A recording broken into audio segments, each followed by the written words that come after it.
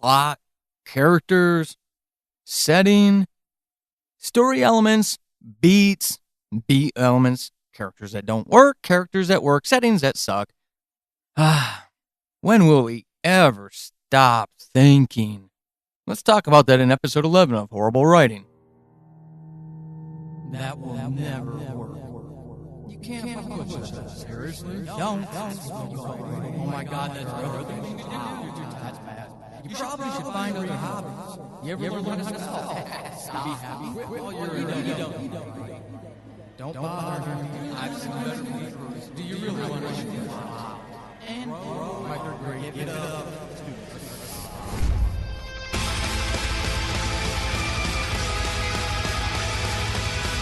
Welcome to Horrible Writing, the rawest, most candid, in-your-face writing show on the interwebs because none of us have time to suck. Let's do this.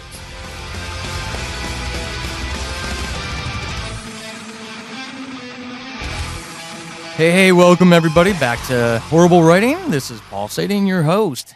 I hope this finds you well, and I hope that you have written literally thousands of words since the last time you heard my voice. Now, in an ideal world, you would have listened to the last episode as soon as it was released, listened to this one as soon as it's released, and written thousands of words in between those.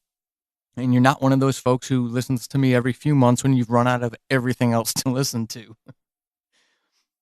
Hopefully it gives you a little more value than just filling the sound of silence while you're working, or overrides the sounds of your coworkers while you're working. I know there's probably at least one of you out there that's listening to that for that express written purpose, if nothing else. So, hey, I can finally announce that I'm done editing Who Killed Julie. Woohoo! I can finally start writing again. And I have to because it is now, it's coming up on the end of August. And I have a short story that's due to my patrons in October that I still have to write. It's not even written yet. Edit. And hopefully find a voice actor who's kind enough to voice it in a short turnaround. All because editing Who Killed Julie took so much time. It was one of the biggest challenges that I've ever had as a writer. Now, granted, I don't have 18 books to my name. I don't have one book to my name. So who the hell am I to have any conversation about great challenges? But again, Horrible Writing isn't necessarily aimed at those of you who have written book after book after book and you just devour all things writing. You probably won't get a lot out of this, but it is aimed at the thousands and thousands and tens of thousands of aspiring authors, writers, poets, audio dramatists, all of you creatives out there that put words into notepads or Word documents or on yellow legal pads, whatever you do with them. So relating to having great challenges and overcoming them isn't necessarily, a bad thing to have to do or have to even talk about. And I'm very excited to be getting back into the flow of writing again. It will be that short story first. Once that's done, I got to quick turn edit it so I can get it voice acted and get it produced in time to give to my patrons in October. If any of you are interested, by the way, I don't do Patreon for this show. This is just something I do to share with other writers and maybe help other writers. But over at paulsading.com, you can find all the information for that. If you like the audio dramas that I actually create, like when you hear Who Killed Julie.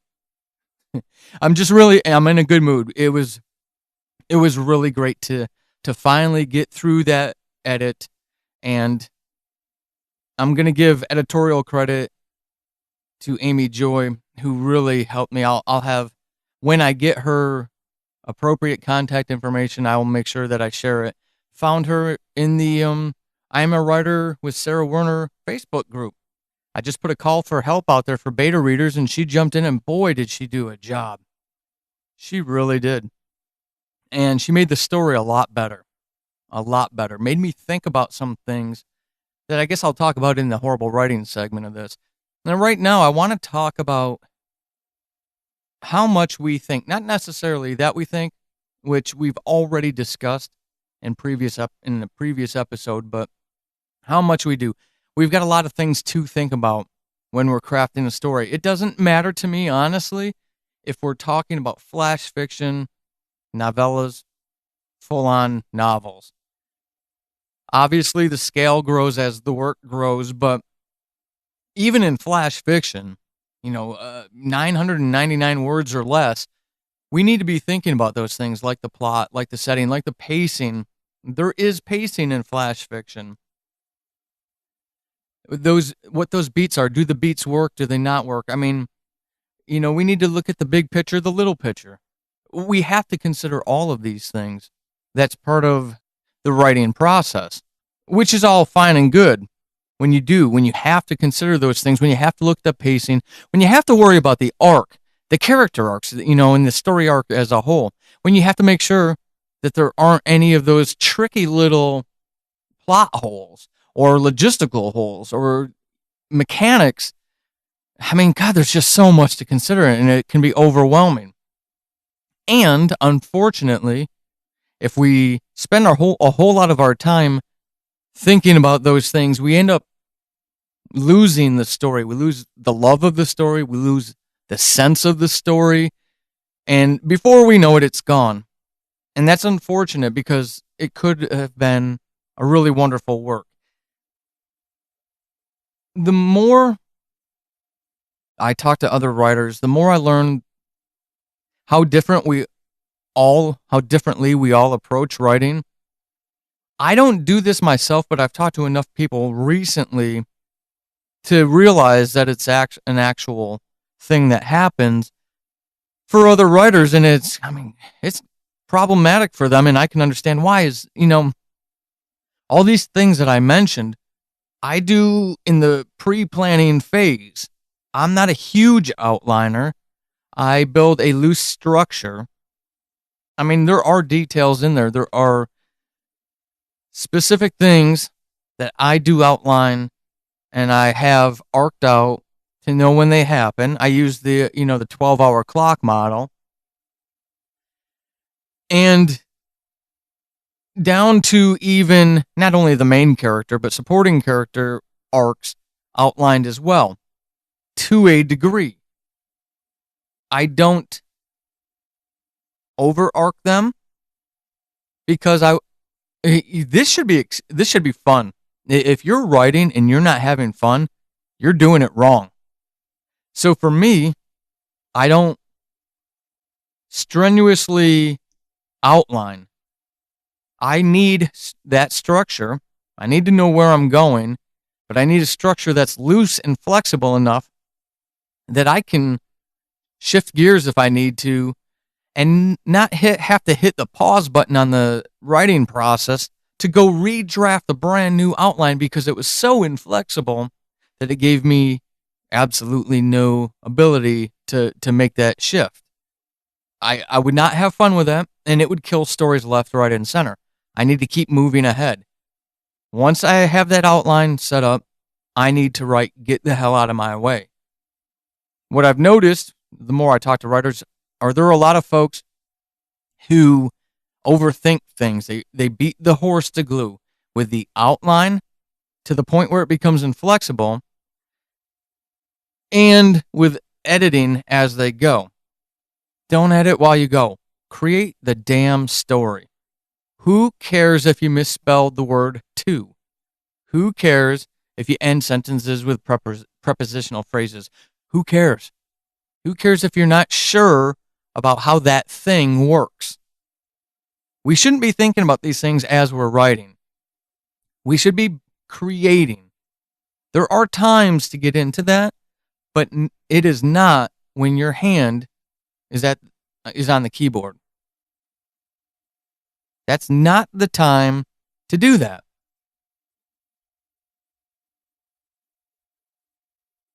And that all stems from within us. Maybe it is a way we were trained. Maybe that's the way we were taught. All the way back to our first class. Maybe it's a confidence thing. I'm not good enough. Well, none of us are good enough. There are millionaire authors who I've heard interviewed or read their interviews, and they say they're not good enough, and they've made millions. That's all they do in life is write because they're so successful, and they're not good enough in their own eyes. That's just the state of being for a creative, for someone who writes.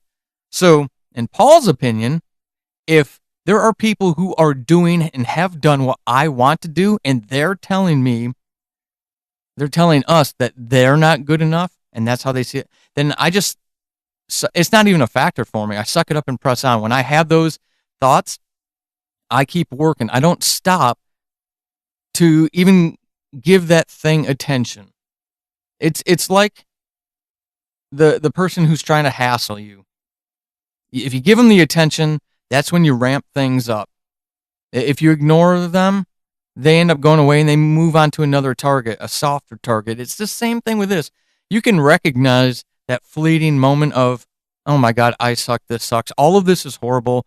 Why am I even wasting my life? Et cetera, et cetera. But you need to keep pressing on.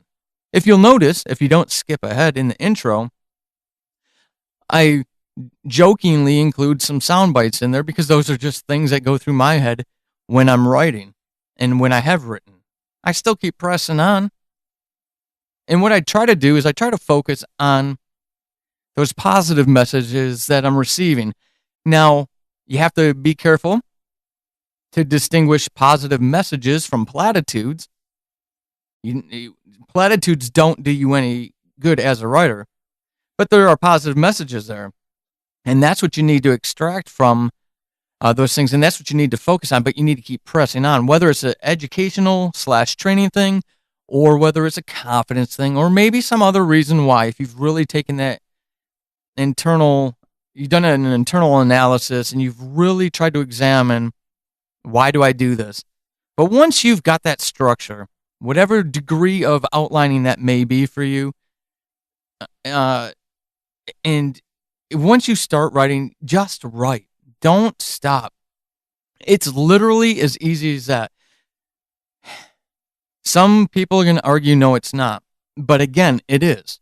You have to recognize that behavior in yourself. Once you recognize it, then you can address it. You have to be sensitive. You have to, before you sit down that morning, that afternoon, that evening, whenever your writing time is, make swear a promise to yourself. I am not going to edit as I go. I will not edit as I go. I will not say it 8, 9, 10 times and then put your fingers on that keyboard because the thought's going to come. The first time you don't know a police procedural thing, you're going to stop, try to switch over to Google, look it up. You got that voice in the back of your head the entire time telling you how much this sucks and you're going to sound like a fraud. Don't do it.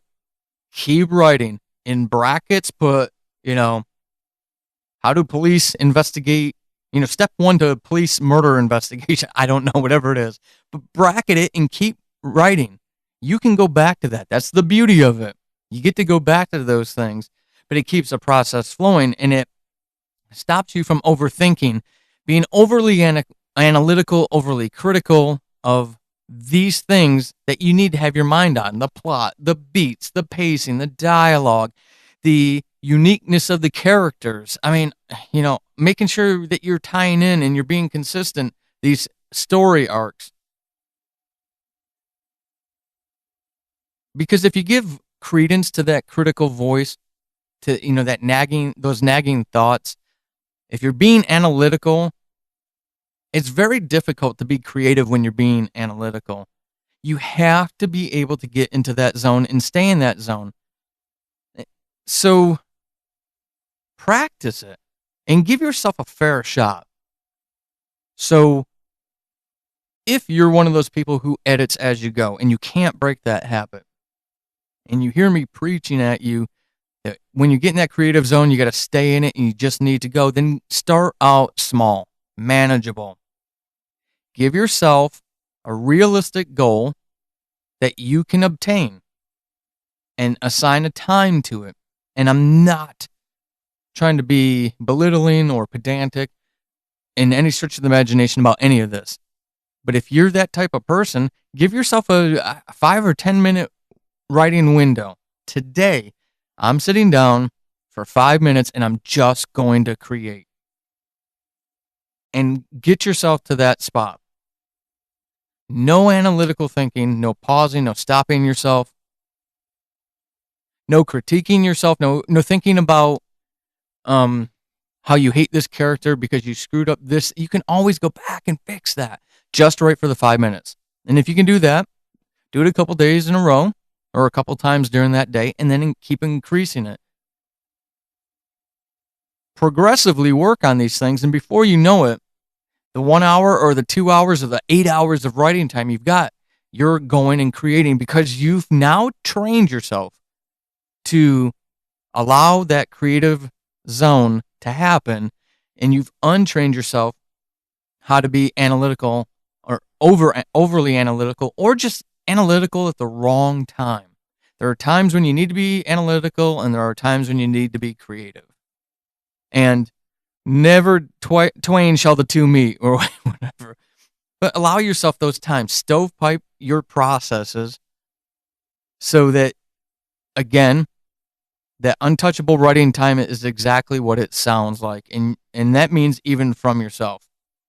Now, you want to free yourself. You want to free yourself from those thoughts because you're going to be thinking probably all the time or quite often about your story while you're taking a shower, while you're cooking dinner, maybe while you're brushing your teeth or driving to work. You're going to be thinking about those things. And sometimes you may not even be thinking at all. You might be out walking the dogs, and all of a sudden that plot problem you have fixes itself because subconsciously this thing bubbles up to the surface and you're able to grasp it and go, that's the solution right there. So you have to free that mental space, but you have to train yourself how to not do that when you should be creating. It only makes the analytical time more effective. So depending on the size of your project, though, you may be able to do it different ways. And your fortitude. I've got to put that in there. I always have to because I know I'm not the model for everyone. I just create the only way I know how to create. And that is to ignore the internet and ignore not knowing what a flower is called that I can see in my head and knowing that I can look that up later. And then I just go. That's when I am writing. That's when I'm doing, those pretty decent word counts for somebody who only does this very, very part-time and works all the other times. But in regards to your own solution, if you're working on a short story, it might be much easier to see the light at the end of the tunnel if you've only got a 5,000, 7,000 word short story and you're just going to plug on and be able to create towards the end of it. It becomes much more difficult, though, obviously, when you have a novel. Or when you're working on a novel-length manuscript, I should say.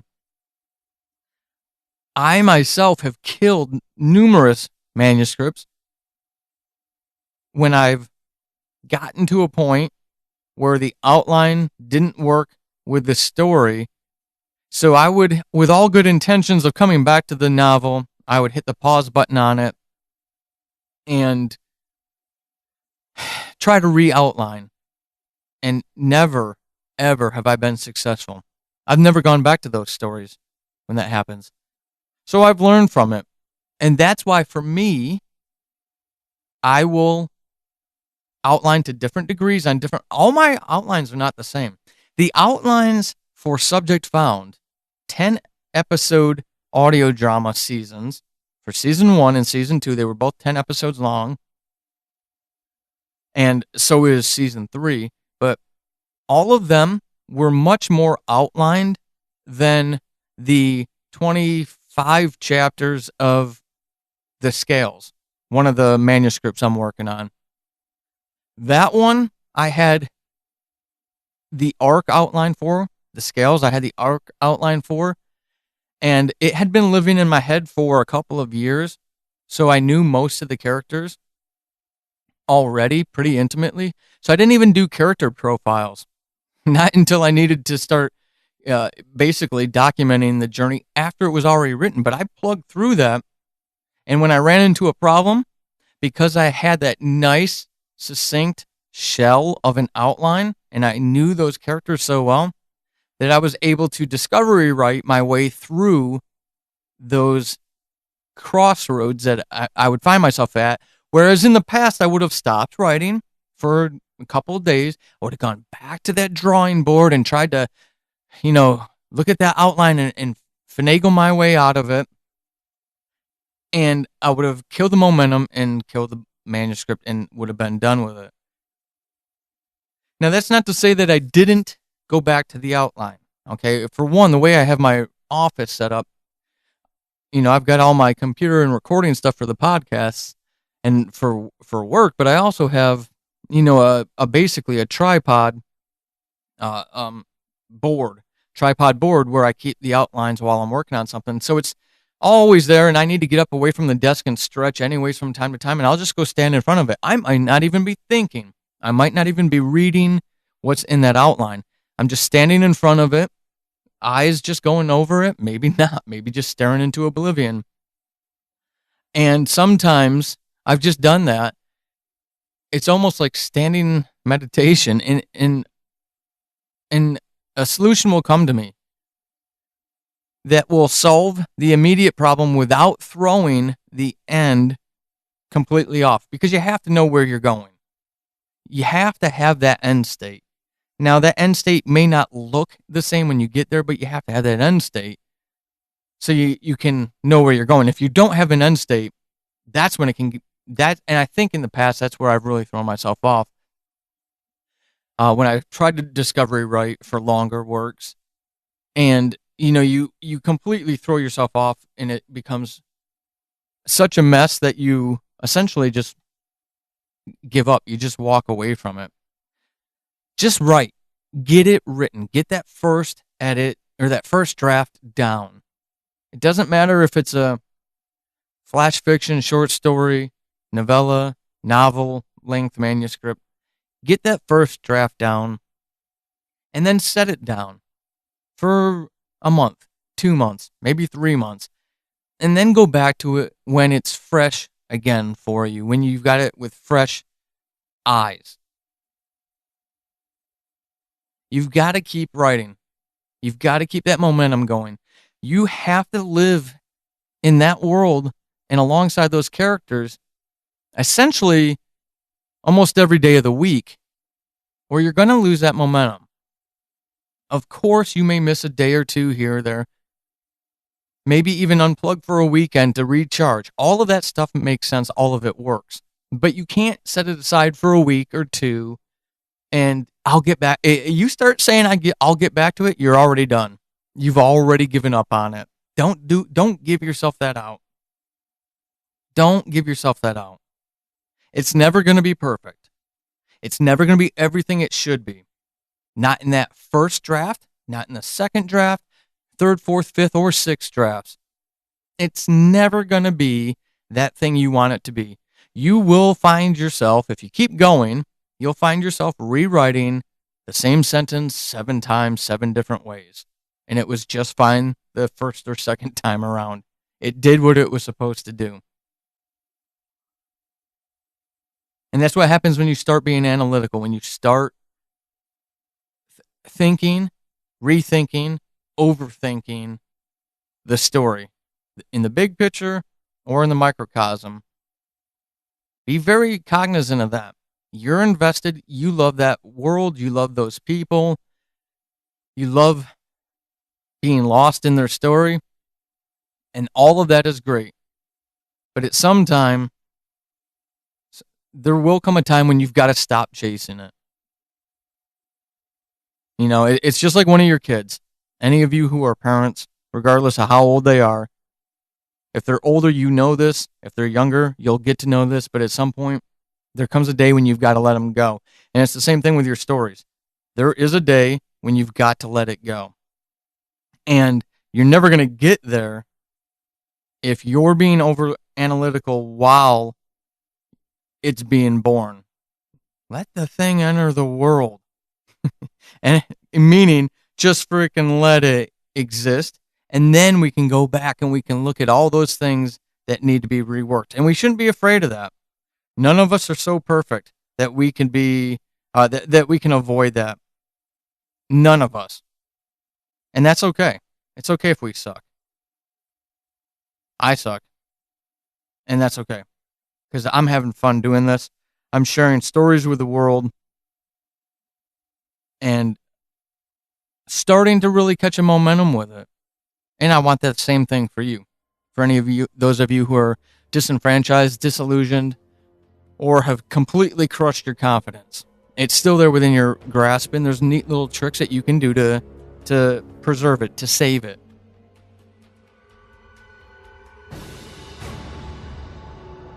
So for the horrible writing example in this episode, before we get out of here, one of the things that I have learned about Who Killed Julie is, again, it was a challenge.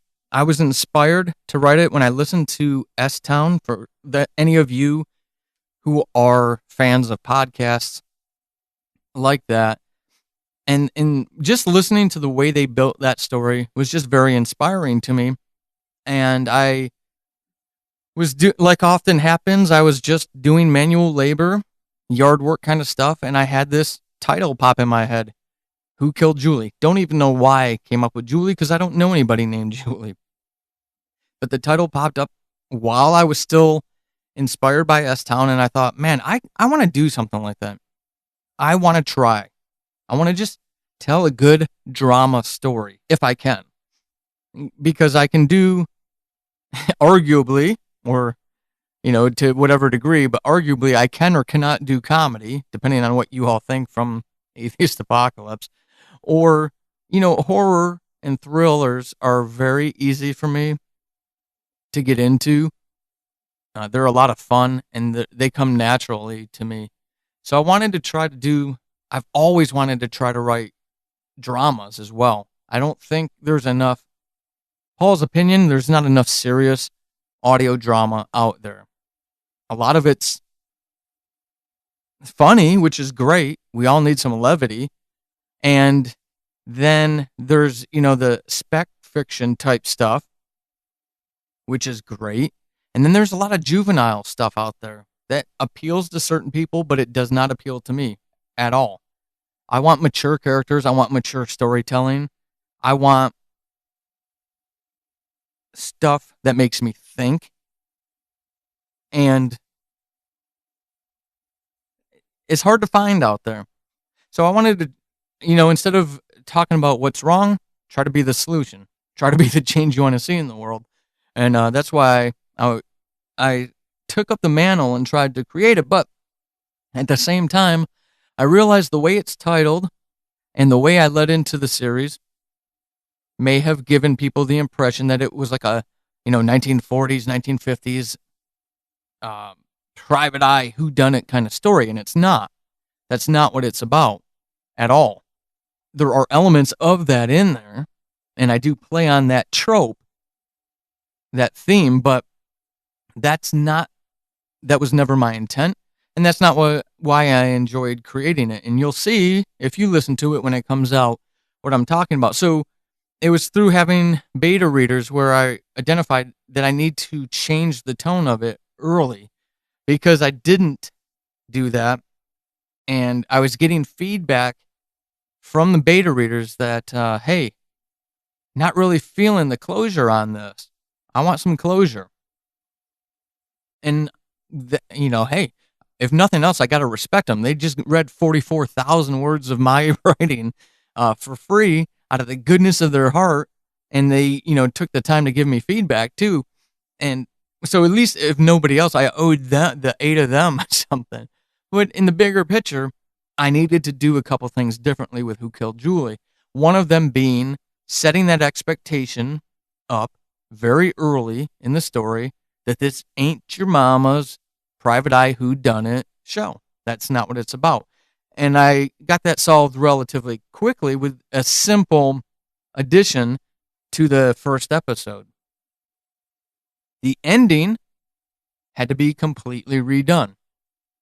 In my head, it was, for me, living through that story and through the dramatic elements of that story, that's where I got my satisfaction.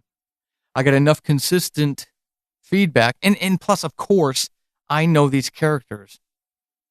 Even if I can't put words to it, I know these characters. So I had the closure I needed as the writer. And this is why having beta readers is so critical. They didn't, because they don't know the characters on the level that I do. And they wanted that. And that's good. They want this closure. That's not an insult, folks. If somebody says that about your story, that's not an insult. That means you hook them in enough for them to actually give a damn about what's going on. Now fix it. So that's what I spent the last 2 weeks doing, was which is why I don't count those as my word count. I probably should. But it's on a subconscious level, I think, or even consciously, I recognize and deny the fact that I don't want to include word counts like that, because they're, paragraphs, sentences here and there, usually. And it looks kind of feeble putting up, 58 words as a word count for a day, even though you spent 2 hours fixing things. So anyways, the horrible writing is to listen to that and realize that, once you put it out in the world, once you put your creation out there, once you intend to put it out there, you lose part of that ownership. I'm a business geek. I love business stuff. I love The Profit. If you have ever watched that, Marcus Lemonis, and what he does on that show. But essentially, it's kind of like that business deal where you go in, once you put it out there, you don't own 100% of it anymore. Once people hear it, read it, they care about that world, they care about those characters, they care about that story, and they become part owners. So you owe it to them to the best of your ability to finish that story for them. So I had to take that look at myself and realize, yeah, for me, this story is finished, but I can see why people who don't know these folks like I do need more. And there will be an element to that story still, but that's intentional. It'll all become clear someday. But there is an intentional denial of satisfaction with some characters, but there's a bigger story reason why I'm doing that. And I'm okay getting feedback that will say, if feedback comes back, as an artist, as the creator, I'm going to be okay with that because I know why I did it. All right. So, hey, just like always, thank you for your download and your listen. Please consider leaving a 5-star rating and review of this show. Tell other people why they should be looking for this, please. That's the only thing I ask of you. This is a non-patron show. Everybody gets it for free. There are no exclusives here. Except my patrons do get a couple days early, but they're patroning me for my fiction work, not this stuff. But so the only thing I ask in return, if you're enjoying this, go let people know, please. If you're not enjoying it, don't let anybody know. Shh, don't tell them. You can find me on Twitter at Writing Horrible or at Paul Sading. You can find me on Instagram, the Facebooks, all of that stuff. Just go over to paulsading.com. You'll find it there. Until next time, keep being epic. This has been Horrible Writing, and hopefully after this episode, you suck less than you did at the beginning. I am Paul Sading, your host extraordinaire. You can find me over on the Twitterverse at Writing Horrible and over at paulsading.com/horrible-writing. Until next time, suck less.